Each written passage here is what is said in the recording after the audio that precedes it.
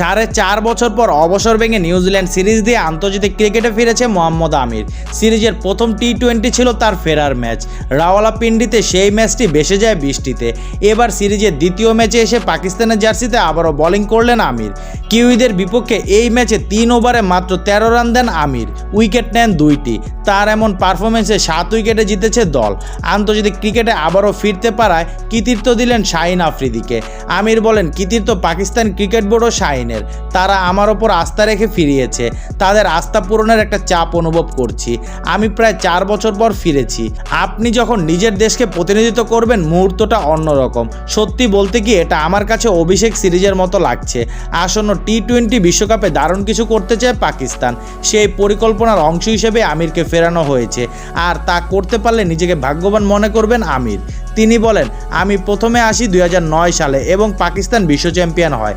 এরপর আমি 2017 সালে চ্যাম্পিয়ন্স ট্রফি খেলি, আমরা চ্যাম্পিয়ন হই। পিসিবি ম্যানেজমেন্ট আমাকে অল্প সময়ের জন্য বিশ্বকাপের জন্য ফিরিয়েছে।